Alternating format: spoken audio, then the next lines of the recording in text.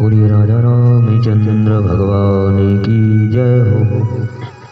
आज का प्रसंग है रावण के जन्म, घोर तपस्या और वर प्राप्ति की कथा। किस प्रकार रावण का जन्म हुआ, किस प्रकार घोर तप करके 10 सिर और 20 भुजाएं प्राप्त की, कितने भाई और कितनी बहनें थीं रावण की। महामुनि पुलस्त के कुल में दुराचारी रावण का जन्म क्यों हुआ, यही प्रसंग सुनाने जा रहे हैं। आशा करते हैं आप इसे अवश्य ही पसंद करेंगे।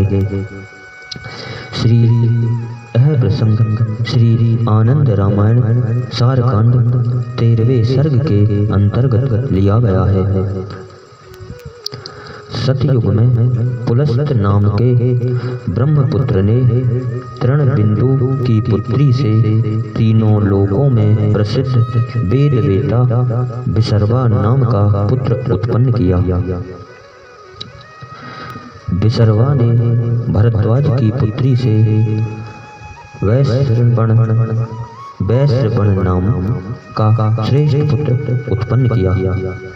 कुछ दिनों के बाद वैश्रवण की तपस्या से प्रसन्न होकर ब्रह्मा ने उसको उसका मनोवांछित पुष्पक विमान, अखंड धनेसत्व तथा कुबेर की पदवी प्रदान की।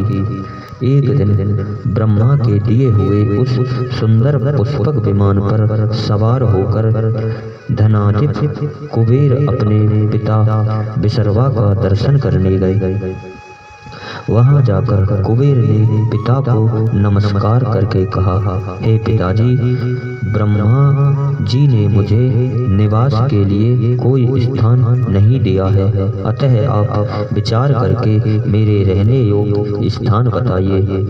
तब विसर्वा ने कहा कि हे पुत्र, विश्वकर्मा की बनाई हुई एक सुंदर और श्रेष्ठ लंका नाम की नगरी समुद्र के बीच में विद्यमान है। विष्णु के डर से दैत्य लोग उसे छोड़कर पाताल में चले गए हैं। तुम जाकर उसमें सुखपूर्वक निवास करो। तथास्तु कहकर कुबेर पिता के कथनानुसार जाकर बहुत काल तक वहां रहे।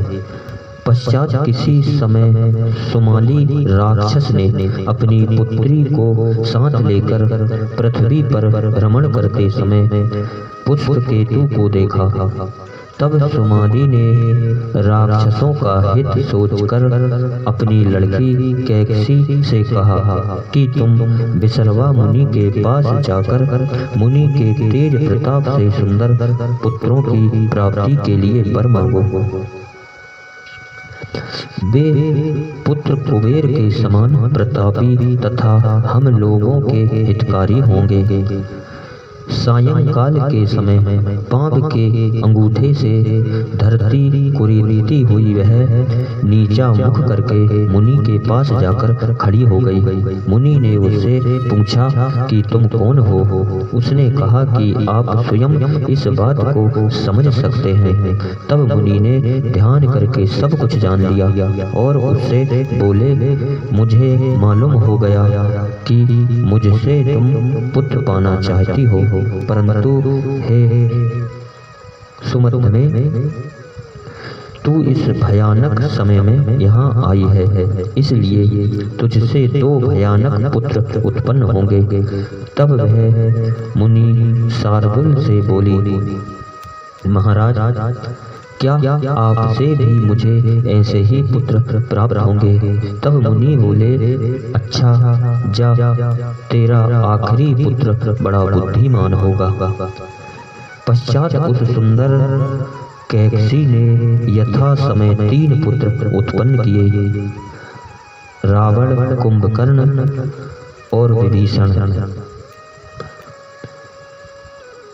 कौची, सूर्पणखा, कुंभीनसी, क्रौची, सूर्पणखा, कुंभीनसी, ये 3 लड़कियां उत्पन्न हुई।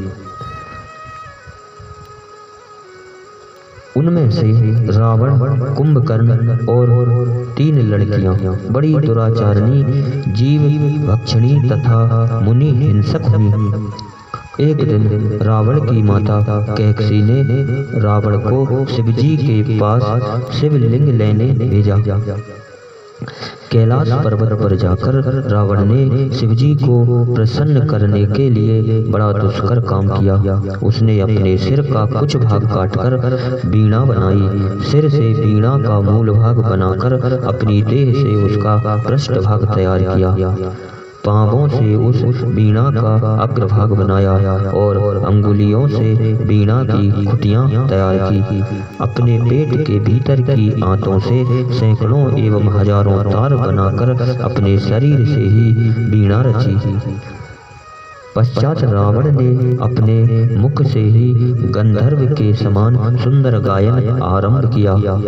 तब लोगों का कल्याण करने वाले भगवान शिवजी नंदीश्वर से बोले कि तुम अपने हाथ से रावण का सिर संधान करके उससे कहो कि शंकर जी तुम जैसे राक्षस को आत्मलिंग कभी ना देंगे। मैं शिवजी के हृदय की बात जानता हूँ, इसलिए तुम अपने स्थान को वापस चले जाओ।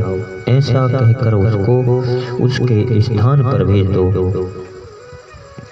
नंदीश्वर शिवजी का यह वचन सुनकर रावण के पास गए। उन्होंने अपने हाथ से उसका सिर धड़ से जोड़कर शिवजी का वचन उसको कह सुनाया। रावण ने यह सुनकर भी अपना गायन उसी प्रकार 10 दिन तक जारी रखा। तब शंकर जी प्रसन्न हो गए और उससे कहा कि वर मांगो। ऐसा कहकर शिवजी ने उसका वह सिर भी धड़ से जोड़ दिया। तब उसने भगवान शिवजी से वर मांगा कि आप मेरी माता के लिए आत्मलिंग तथा पत्नी बनाने के लिए मुझे पार्वती जी को दें। तथास्तु कहकर भगवान शिवजी ने उसको वे दोनों चीजें दे दी। जब उनको लेकर रावण चलने लगा, उस समय शिवजी ने कहा कि हे वीर, तुमने मुझको प्रसन्न करने के लिए अपना सिर 10 बार तलवार से काटा है, इसलिए मेरे कथन अनुसार तुम्हारे 10 सिर तथा 20 भुजाएं हो जाएंगी। तब रावण प्रसन्नता पूर्वक 10 सिर और 20 हाथ वाला बनकर पार्वती जी तथा शिवलिंग को लेकर अपने स्थान की ओर चला। कहीं कहीं कल्प भेद से रावण 100 बार मस्तक काटने से 100 सिर वाला तथा 200 हाथों वाला भी कहा गया है।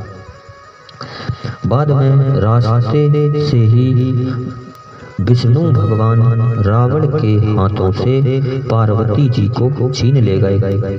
तब पार्वती जी भी श्री हरि को धोखा देकर उनसे अलग हो गई। भगवान विष्णु की तरह रावण के हाथ से शिवलिंग पार्वती जी ने छीन लिया और उस लिंग को समुद्र के किनारे पर ही गोकर्ण नाम से स्थापित कर दिया। तब रावण खाली हाथ लौट गया और भगवान विष्णु के कथन अनुसार मैं राक्षस की सुंदरी पुत्री मंदोदरी उसको प्राप्त हुई। माता के कार्य का संपादन ना कर सकने के कारण वह बहुत लज्जित हुआ और कुछ भी नहीं कह सका। पश्चात मंदोदरी के साथ विवाह करके वह संतुष्ट हुआ। एक समय उसकी माता कैकसी धनपति कुबेर को पुष्पक विमान पर बैठा देखकर अपने पुत्रों को धिक्कार कर कहने लगी कि तुम लोग मृतक सरीखे हो।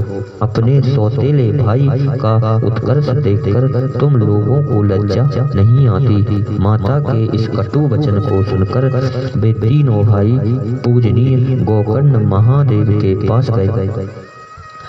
वहां कुंभकर्ण ने 10,000 वर्ष तक तपस्या की। धर्मात्मा विभीषण ने भी सत्य धर्म परायण होकर पांव के अंगूठे पर खड़ा रहकर 5,000 वर्ष तक तप किया और 10,000 वर्ष तक दशानन ने तपस्या की। 1000 वर्ष पूरे हो जाने पर वह अपना एक सिर काटकर अग्नि में होम कर देता था। ऐसा करते करते 9,000 वर्ष बीत गए। जब 10,000 वर्ष पूरे हुए और रावण अपना 10वां सिर काटकर आग में हवन करने के लिए तैयार हुआ, तब प्रजापति ब्रह्मा उस पर प्रसन्न हुए। ब्रह्मा जी ने कहा कि हे वत्स, तुम अपनी इच्छित वर मांग लो। आप अपनी इच्छा के अनुसार वर मांगो। तब रावण ने कहा कि मैं गरुड़ से, सर्पों से, यक्षों से, देवताओं से, असुरों से और आपसे ब्रह्मा जी, आपसे शंभु से, भगवान विष्णु से भी कभी न मरूं। मेरी मृत्यु इनके हाथों कभी ना हो। यह मैं आपसे वर मांगता हूँ और मनुष्य तो मेरे लिए तिनके के बराबर है। तथास्तु कहकर ब्रह्मा जी ने रावण को 10 सिर दिए और विभीषण को सुबुद्धि और अमृत दिया। इंद्र पद की इच्छा रखने वाले कुंभकर्ण से ब्रह्मा जी ने कहा कि अपना अभिलाषित वर मांगो। तब सरस्वती जी के द्वारा मोह में पड़कर कुंभकर्ण ने 6 महीने तक की नींद मांगी। तदंतर ब्रह्मा जी ने उसको 6 महीने तक सोना और फिर भोजन करना तथा 6 महीने तक फिर शयन का वर मांगा। इन्हीं शब्दों के साथ बोलिए राजा रामचंद्र भगवान की जय हो।